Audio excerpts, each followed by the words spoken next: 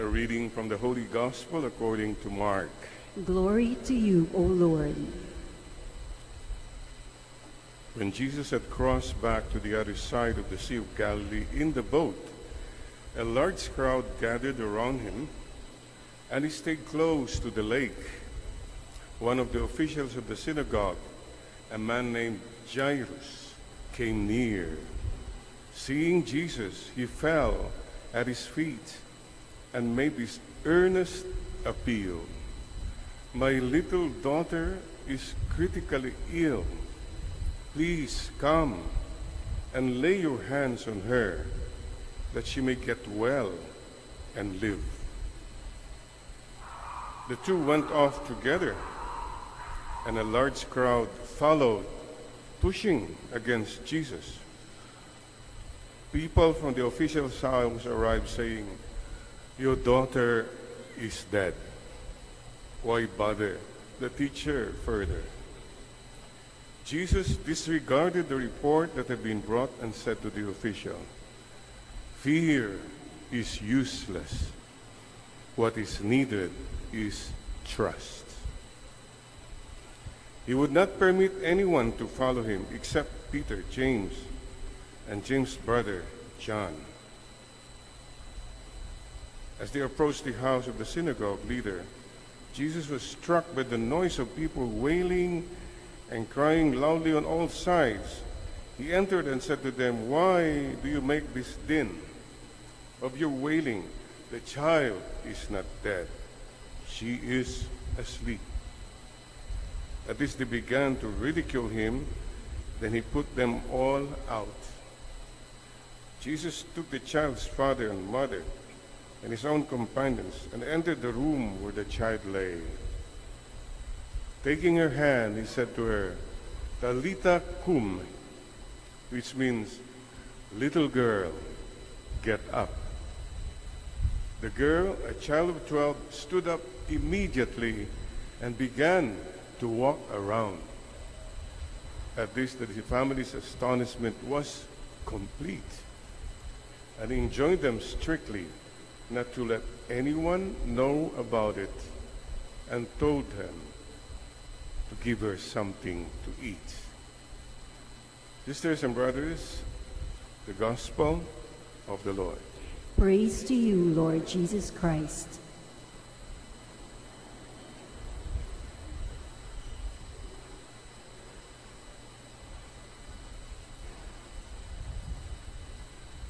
Come, Holy Spirit, bless this unworthy priest, that we share with humility and with the heart, and the people listen with the Holy Spirit.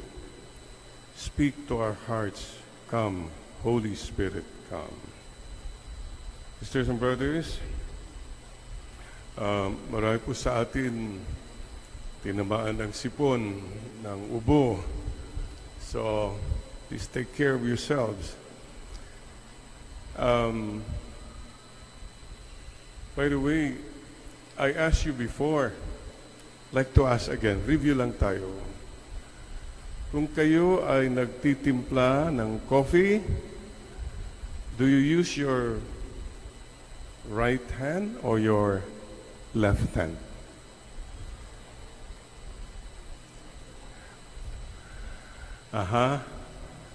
Ako po, I use kutsarita. Mainit ho yung hand. Huwag po yung gagamitin yung hand yung pang timpla ng coffee. Today, just like to remind you, the gospel is about faith. Kailangan po natin maalaala because many of us forget. We go through life. It's all about me. Ako magtitimpla niyan in my hands. Kapatid, may kutsarita. Yan ang faith. Para hindi nyo makalimutan yung baka lumaki kayo sa farm o anuan. Nagdala na po ako ng kutsarita, Your Honor, para ito po ang kailangan ng bawat sa atin. You have any problems, learn to use the kutsarita of the Lord. Ang problema sa atin, sinusolo natin eh. It's my fight, my way, my resources, my connections, my brilliance. Kapatid, there is this thing called faith in God. Trust the Lord. If only you learn to trust the Lord more, your life will be more peaceful, more joyful, more meaningful, maybe more kind. Today, please bow your head and tell the Lord again, Lord, increase my faith. Fear is useless. What is needed is trust. Is there anything that's bothering you this moment? Believe, trust, surrender. Bahala na po kayo, Lord. You know who I am. You know what I need. You know everything. Please help me.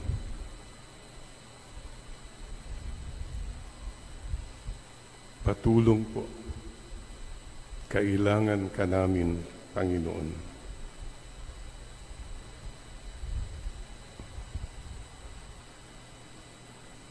Ang kutsarita, mahalaga. Maganda sana bawat sa atin magdala ng kutsarita sa bulsa. Kaya pagka medyo naguguluhan ka, ilabas mo yung kutsarita. Thank you, Lord. Reminder po, you don't have to fight your battles alone. The Lord said, I will fight for you. Please try that. One of the most unforgettable experience ko nung punta ko sa Amerika about 2 years ago, yung sumakay po ako sa isang electric car. Wow! Umaandar na pala, walang tunog. Tapos sabi ng pamangkin ko, si James, asawa ni Mayi Soriano, Father, let's go. Wow! Walang tunog. Wala namang... It's so different. And it's running. Very smooth. I was amazed. But when we were in the highway, acceleration, okay, walang problema. And then James did something. I was here, James was driving, and James said, Father, sandali lang. Push the button, he released the steering wheel. Oh, Father, kumusta ba? Anong ba? Sabi ko, okay, we're on auto drive now. I cannot accept na you can release the steering wheel. So, it was an experience for me. Siguro ito po ang ibig sabihin, mga kapatid. There are times when you just say, Lord, bibitawan ko na po ang monobuela ng buhay ko. Kayo na pong bahala. If you can come to that situation, blessed are you. Now you know what faith is all about. Problema ng marami sa atin po, you're such a control freak. You have to be in control of everything and of everyone. Mga kapatid, there are many things beyond our control. The sooner you learn that, the better. There comes a time in everyone's life when you say, Lord, take over. Wala na po akong magawa. But you see, this is a situation where it's a desperate case. Jairus, imagine, a soldier said, my daughter is very sick, Master. Nagpakumbaba siya. He gave up his power, position, and said, Lord, kailangan ko po kayo. Mamamatay na po kasi ang anak ko. This is a case where he turned over the steering wheel to the Lord. Pero mga kapatid, you look back to your life, there were many times siguro, I don't know, somewhere along the way, you all know this experience. Nagkasakit ka, may mahal ka sa buhay na may sakit. Talagang nag-let go ka eh. Lord, kayo na pong tulungan po niyo kami. You know what I'm talking about. But what the Lord is telling us today is, hindi lang sa desperate cases ka mag-let go. What the Lord is telling us is in every day, you must learn to let go and let God. I hope you learn that so that your life will be more peaceful and joyful. May mga bagay na okay lang. Every day, you meet people na, naku, ang hirap pakisamahan. Sige lang, Lord, bahala ka na lang sa Kanya. Huwag mo siyang harapin, hot water. No? Kukutsaritahin lang kita. Kukutsaritahin ko lang ito. Let the kutsarita of the Lord take care of this. Let God help you. Let God change you. Let God heal you. One of the things we never learn is this. Life is not about me. Life is about God. The sooner you get that mindset, that's faith, the more meaningful your life is. So mga kapatid, there's another story here, not read in the Gospel. It's about isa naman. On the way to the house of Jairus, there was a woman who had hemorrhage. Wala nang pera dahil sa mga paggamot, ganon. But this woman was so desperate and committed. Desidido siya. Mahawakan ko lang yung laylayan ng damit ni Jesus. Gagaling ako. This was a very determined faith. And she did. She touched the wood and something happened. Sisters and brothers, the Lord is telling us today, how deep is your faith? There was a song during our time. Bee Gees ba yun? How deep is your love? Hindi ko na maalala, pero anyway, this is what the Lord is asking. How deep is your faith? Sisters and brothers, question lang po, how deep is your prayer? Nagdadasal po tayo. Madalas sa atin, nagdadasal tayo kung tayo ay desperado. Some people pray only pag desperado na sila. Ayun, maalala mo si Lord. Wag naman. In good times, nakalimutan mo siya. Pero in bad times, desperado, ay, o nga pala, may Diyos. Ganun ba tayo, mga kapatid? Parang yung mga umutang, nung delikado sila nang nangungutang, talagang nandyan palagi. Pero nung nakautang na, ayun, nakalimutan. Huwag naman sana tayong ganun, mga kapatid.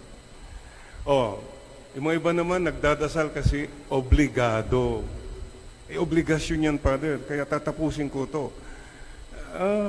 Okay, but obligasyon lang ba? Obligado ka lang, kaya ka nagdadasal? Sasabihin mo ba, Mrs., sa mister mo, sabihin mo sa akin, I love you 20 times a day, ha? Obligado ka. Siyempre, gagawin niya. Pero baka hindi na mula sa puso. Mula lang sa takot o obligasyon. Pangit po yun, di po ba? May iba naman nagdadasal para panigurado lang, Father, just in case. Kunwari, nagpungsoy siya. Panigurado lang yun, Father. Pero magdadasal naman ako ng Our Father. Ganun. Itong mga tinatawag natin na pagdadasal na kalkulado.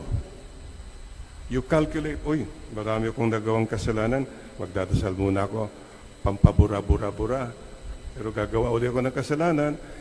Ganun ginagawa natin madalas. kalkulado ang pagdadasal mo. Mga iba naman, magdadasal para pampabango. Deodorizer lang yan. So, binibigyan natin ng dasal kung ano-ano para lang baka tamaan ako ng kidlat, baka malasin ako. Marami po tayong pinanggagalingan pag tayo nagdadasal. Mayroon naman dyan, nagdadasal pakitang tao. Uy, ako nandito, front page. Lahat ng mga tao alam nila, madasalin ako. Remember this story about two men who entered the temple. One was a righteous man, said, punta sa harap. Panginoon, salamat, mabait po ako. Wala pong sinasaktan. Nagbibigay po ako. Ay, salamat po. Ganon siya. And the other one, I don't know, he was a very humble man. Hindi man lang lumapit. Sa harap ng Panginoon, doon sa dulo, sabi lang niya, Lord, patawarin po niya ako po ay makasalanan. Mga kapatid, how do you pray? Pakitang tao? O importante po mga kapatid, magdasal po tayo mula sa puso. Huwag lang sa nguso. Mga kapatid, I invite you now to say a prayer. Bow your head at pakisabi mo lang kay Lord. Lord, salamat po. And I'd like you to pray this now. Loving God. Habang binibigkas mo buong puso, bigay mong pagmamahal mo kay Lord. Lord, salamat po. Another prayer. Bigkasin mo ngayon mula sa puso. Lord, patawad po. Sorry. Pray pa more with the heart. Lord, sorry. Patawad po. One more prayer. Tell the Lord with all your heart, with all your love, Lord, patulong po. Please help me. This moment of quiet, with all your love, pray with the heart. Pray with love. Pray with trust. And believe, trust, surrender. Yung hinihingi mo, maniwala ka na mahal ka ng Diyos, napapakinggan ka niya, at may plano siya.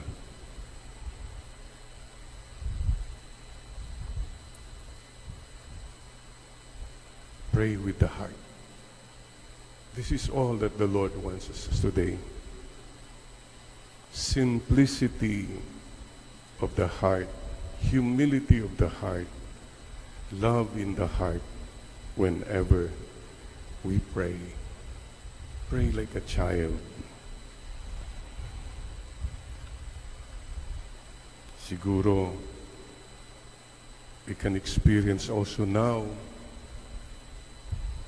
malapit na ang Pasko. Maybe we can sing, Pasko na, O God, may wish ako. Pasko na, O God, may wish ako. Could you sing that joyfully like a child to God? Pasko na, O God, may wish ako. Pasko na, O God, may wish ako. Pasko na, O God, may wish ako. Pasko na, O God, may wish ako. Believe, trust, surrender. Simplicity of heart, humility of heart when you pray. That's faith. But faith is to be shared. We don't pray only for ourselves, ha? Kaya ngayon, pwede bang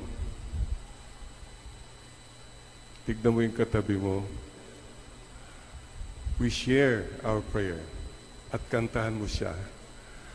Ano ang wish mo?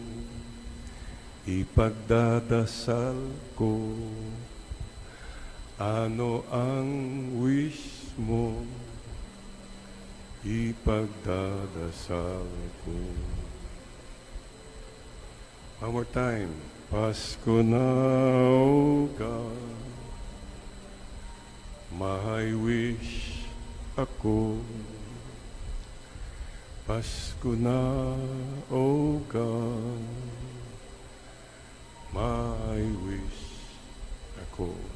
Believe, trust, surrender. At sabi mo sa katabi mo naman, ano bang wish mo? Ipagdadasal ko. Ano bang wish mo? Ipagdadasal ko. We just went to a very simple experience of faith and deep, simple prayer. By the way, pagdasal natin ha, ating bayang Pilipinas, maraming mga maaring mangyari, mga nanganganib, mayroong very shaky ang situation po. May mga kaaway galing sa labas. Pagdasal din natin yung mga nagpapapasok ng mga kaaway dito, nandito na sila. So, forces outside and forces inside. And pray for peace in our country, the Philippines, and our people. So mga kapatid, just have faith. That's all. Ano man pinagdadaanan natin, sure, we solve problems, but there are always kombinasyon yan. Work and faith. At saka mga kapatid, the other day, 2 days ago, look at this. I met Kat and EJ. They've been working to have a baby for the past 3 years. Marami na silang, mga procedures, mga interventions. They tried everything. Nakukunan pa rin si Kat. Then sometime last year, or was it just this year, Kat and EJ said, no more. We just trust the Lord. Bahala na si Lord kung bibigyan tayo ng anak, sabi nila. And they focus on the Lord. They focus on their community, BCBP. They try to be active. Basta, Lord, you know everything. Guess what? They came to me about 3 days ago and said, Father, we have good news. 3 months on the way na si Kat. Because they finally said, we're letting go. A lot of things happen when you finally let go. Kunwari yung bisikleta, ang hirap mag-aral ang bisikleta. But when you finally let go and you relax, things happen. Mga kapatid, please don't forget may kutsarita si Lord.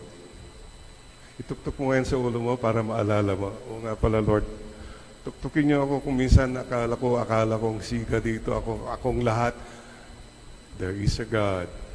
Don't forget, He has a kutsarita for you. Please bow your heads in prayer. Salamat po. Sorry, we take for granted this gift of faith. Patawad po, Lord. We will be more faithful then. less faithless. Thank you for all the people who help us in our faith. Praise and thank God. And please don't forget, this gift is to be shared with others too. What are you doing to help others see God, see life in a more beautiful way? Let's share our faith to others. Salamat po, Panginoon. Again, with faith, with love, tell the Lord, thank you, Lord. Maraming salamat po. And Lord, sorry po, patawad po. And Lord, patulong po. Trust the Lord with all your heart and lean not on your own understanding. Proverbs chapter 3, verse 5.